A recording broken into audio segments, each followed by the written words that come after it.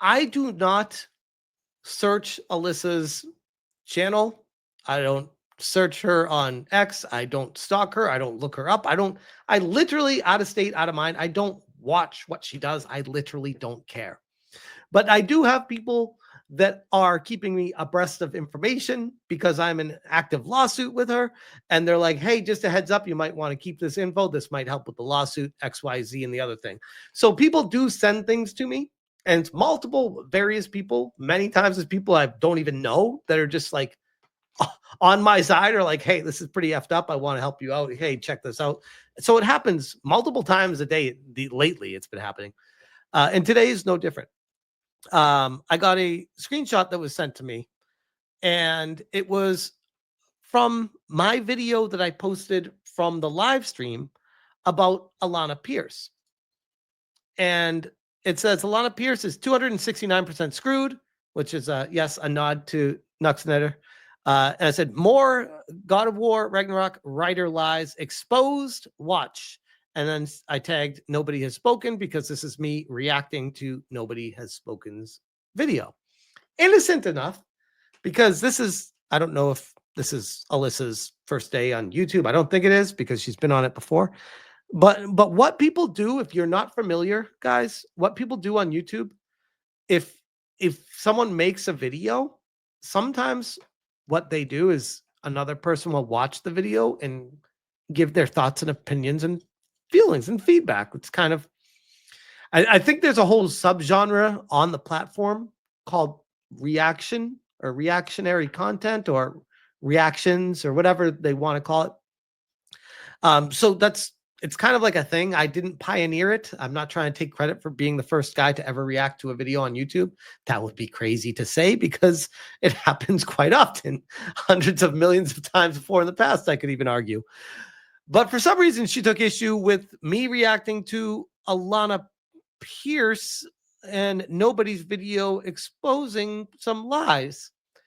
And I'm over here like, wait a second. None of this has anything at all to do with Alyssa at all. Why does she has an active lawsuit against me right now, but why would she be stalking whatever I do? Well, actually, she's stalking whatever I do to find dirt on me because she has nothing on me, trying to get something that she could add to the lawsuit to be like, here's actually why I'm suing them, which hasn't come up because I haven't done anything wrong. But regardless of that, she is now moving on to, since I wasn't talking about her anymore, she got a little jelly and she's like, oh, now he's talking about someone else. Now I'm going to take issue with that now. You can't do that, Alyssa. That literally destroys your case. Again, I mean, your case is already completely ruined, but she says, as far as I know, Alanah has never addressed this sad, obsessive little troll man. And yet he has made close to a dozen videos about her. Okay, so here we have a couple of things that are questionable right off the bat. Alanah Pierce, directly without naming my channel, has addressed me.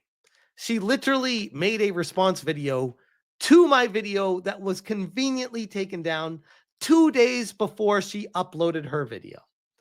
And my video had 180,000 views on it. And it was like 5 months old. It was doing gangbusters for the channel. It was one of the best performing videos I've ever created. And it got taken down 2 days later. She puts up a video response, literally responding to point by point of what my video was. And of course, she doesn't name my channel because she doesn't want people to find out more about me and what I stand for, because she doesn't want to give the credit to me and have people notice that she actually is a fraud, in my humble opinion. So yes, I would argue Alyssa Mercante is wrong when she said she's never addressed me. Maybe she never named my name, but she literally responded to me in her video where it was directly like my video, the thumbnail called her a pathological liar. And her thumbnail above her head has pathological liar in quotes and her looking up at it. I'm like, well, that sounds like she's addressing me directly. Like, I don't know anyone else that did. Maybe there's someone else that did it, but I didn't see that. So I don't know. 2 + 2. And yes, again, shout out to nobody who pointed that out. And nobody, by the way, pointed that out to Alyssa as well. And yet he has made close to a dozen videos about her. I've made a total of, I believe, 3 videos about Alanah on the main channel. And then I've talked about Alanah on live streams with the fallout of my video being taken down. What am I not allowed to talk about that now?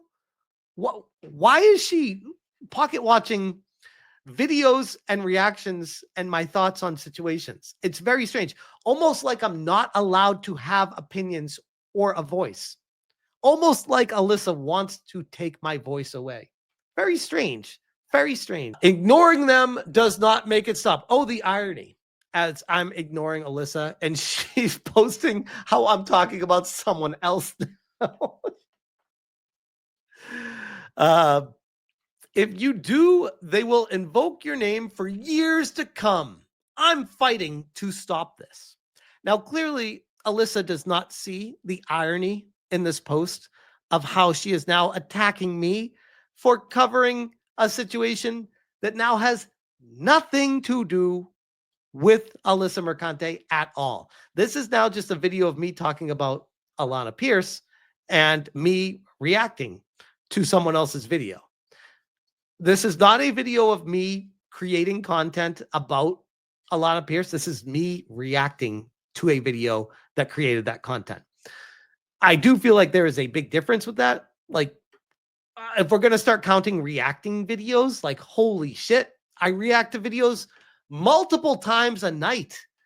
The video game industry is large, but content creators, it ultimately is a small pool of people. You're going to start running into the same people over and over again. It's what happens when you cover the industry. It's just kind of a natural side effect. And oh, by the way, if I wasn't covering these people, I feel like I would be letting my audience down for not doing the due diligence and follow-up that's necessary to follow up on a situation that I brought to them before that I expressed concerns about.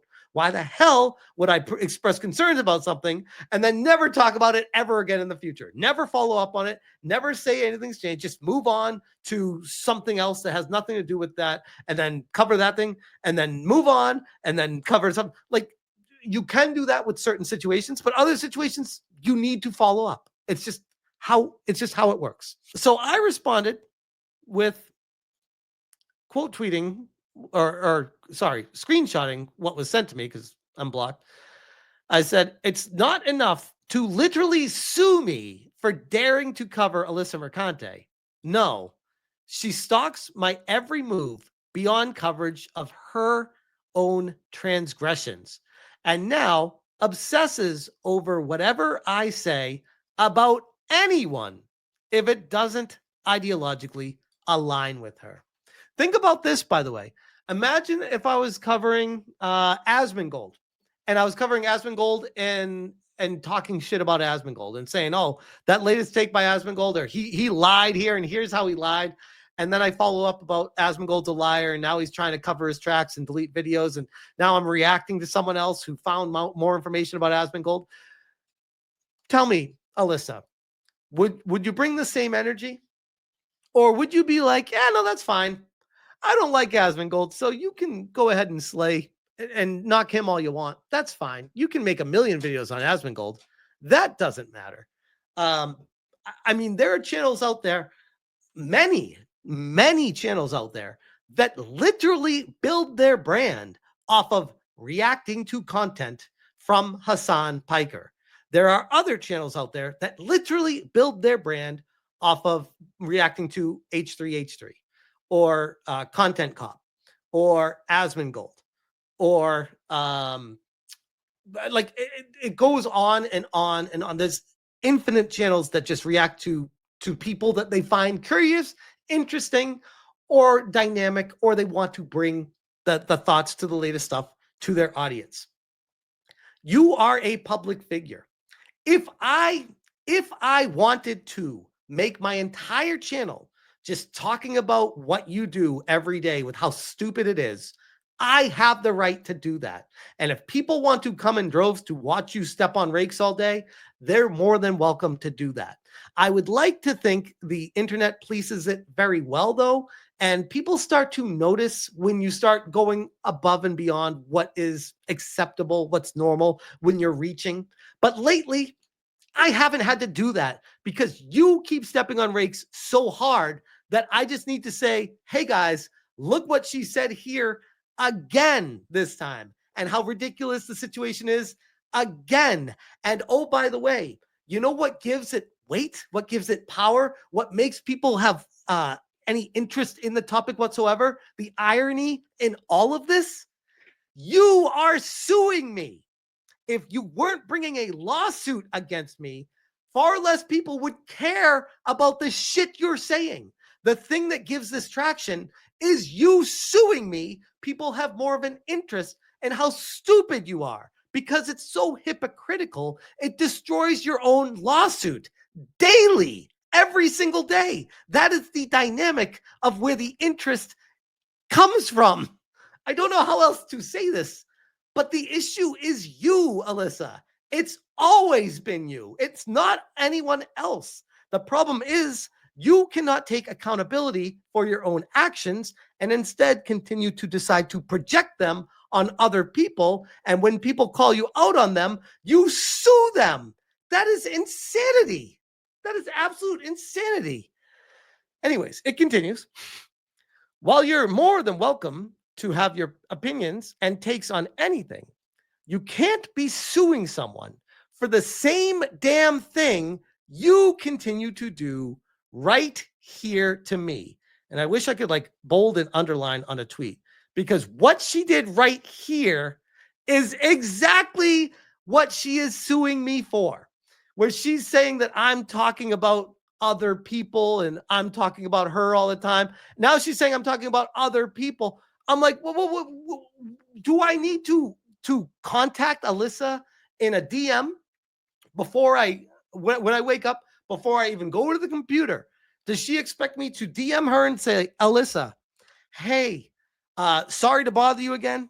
Just want to make sure that I can cover. This is what I'm thinking of covering today. If it's okay with you, do you approve of me talking about this situation? Are you cool with it? Oh, you're not? Okay, what are you cool with? Oh, the people you don't like, I can talk about. Gotcha. This is why your logic is completely flawed. And I continue saying, are you actually retarded? At this point, I'm now asking this to you as a serious question. Like, I am genuinely not even joking with the ignorance and extreme hypocrisy that she has to see. Unless her room temperature IQ can't pick up on the obvious mistakes and hypocrisy that she's making here. I'm starting to believe that she is not just mentally ill, but she is mentally retarded. And she actually thinks she has a lawsuit, like an actual chance against me. And I'm like, no, you're just an idiot. This is why it should hopefully get laughed out of court. Again, I don't want to pull a Carl Jobs and assume a victory until we get to that point. But holy shit, if there was ever a case where it was beyond frivolous, and even if you had a leg to stand on, you yourself are doing the very things that you're accusing me of. How can you have a successful lawsuit if you're doing what you're suing me for? That makes no sense. And I think this is now a very legitimate question for the community to ask. Are you actually retarded? And if you are, I think people will have a lot more compassion for your situation.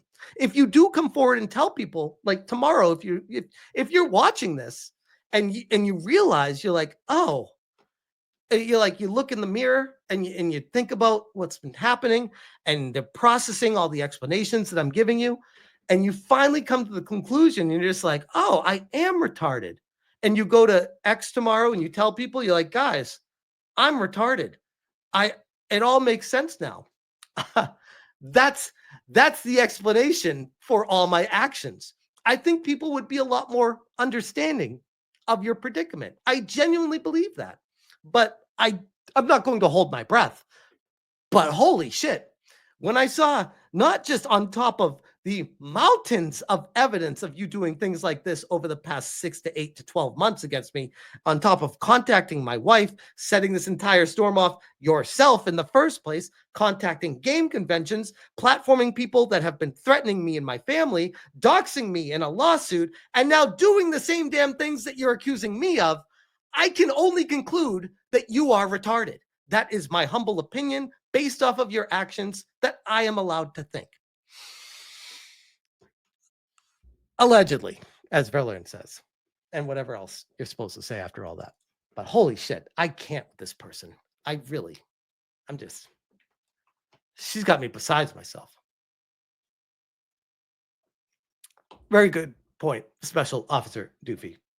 You can't expect an illogical or irrational person to be logical or rational.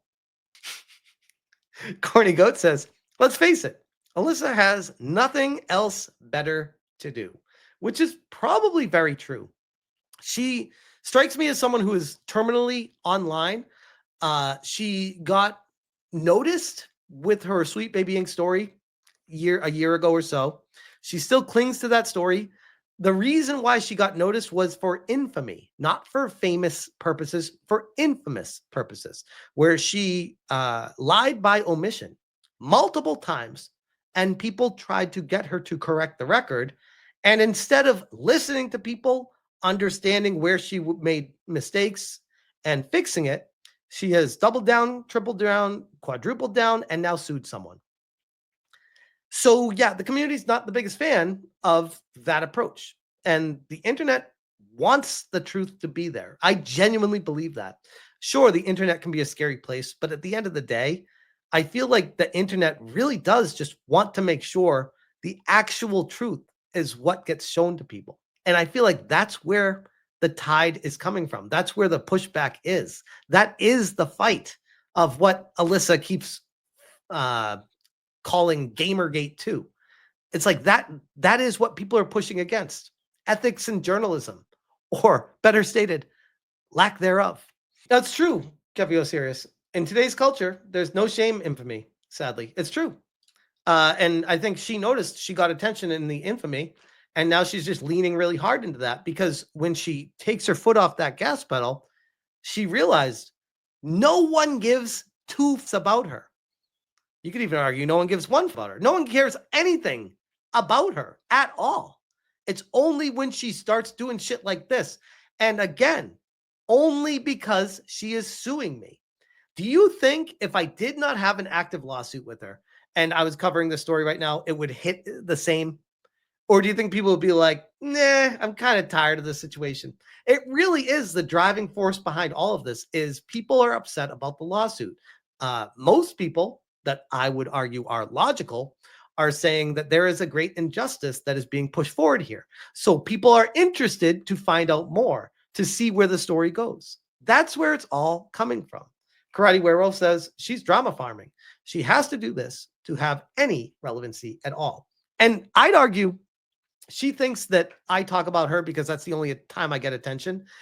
The problem that she runs into with that is when you actually look at the views on my channel, nope, I get views from everything, and they're all over the map, just like YouTube is for everyone. She'd like to think, and she even back in the day tried to claim that when I talked about her is when I got the most views. And she said that. She's like, oh, allegedly, as far as I remember, because holy shit, I'm not going to try to research this.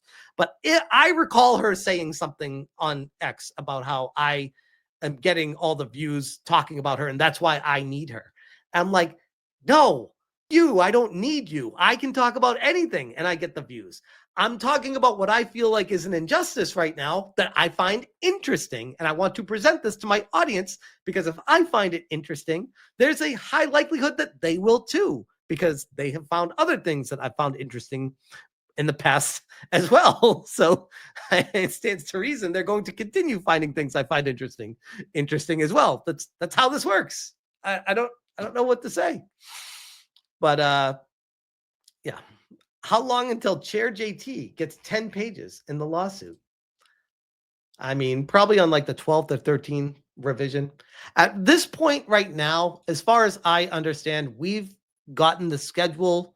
That is the latest update. Basically, the court had approved the schedule of what happens next. And the next steps are basically that Ron could now write up the request for dismissal, like officially, the request to have it tossed out.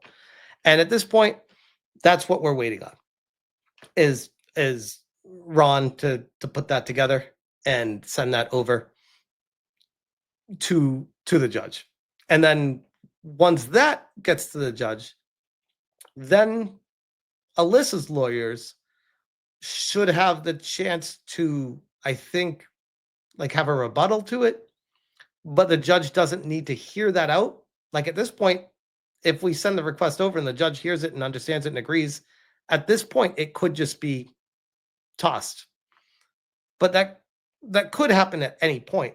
But since the judge said, I would like you to get a schedule together, it would make no sense for the judge to throw it out now because the judge wants the official letter to come from Ron again. So now Ron's going to write another letter to the court. But yeah, that's basically where we're at right now.